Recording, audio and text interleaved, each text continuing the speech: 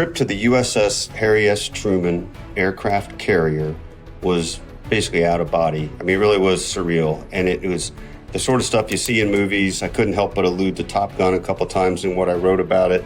The magic of it really is that you fly onto the ship. That's how we did it. I flew out of Norfolk with a group from the Truman Library and Museum, and you land on the ship and your plane stops in 3 seconds. From the moment you hit, you start thinking like, I'm in this place I've never been before. And what I tried to capture as much as I could in the story was just the feeling as soon as the cargo ramp goes down, you're walking out into this thing you've only seen in movies and you can only imagine. You see the ocean and smelling jet fuel, and all these planes are landing and taking off at the same time and catapulting into the air. And you realize that it's incredibly well choreographed, but also that it is beyond your ability to comprehend. I don't do well on roller coasters, so I won't go on roller coasters.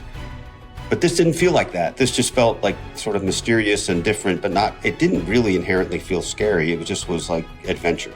The flight was about 45 minutes to an hour, undisclosed Atlantic Ocean spot. And we spent, a good 24 hours on the ship, all over, seeing all phases of operations. We didn't really get much into the nuclear operations, but we saw virtually everything else.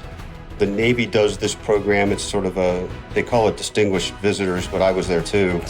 And the whole idea is to, I think, be able to demonstrate what our tax dollars go to, basically. The purpose of the trip really was, what is Truman's legacy? And I tried to get a lot into that, about how it's reaffirmed through the ship. And it is both in terms of how they'll articulate the mission, but also just unending Truman imagery on the ship, whether it's the battle flag is the give them hell, and you got the buck stops here all over the ship, and break up meetings with 1, 2, 3, give them hell. And they do embrace the Truman essence. And we've been privileged to have these opportunities and these jobs to both go to these places and be in these scenes and try our darndest to bring people there, because that's, I think, part of the prime directive of what we hope to do. And this is someplace that, unless you've been in the Navy, you haven't done this.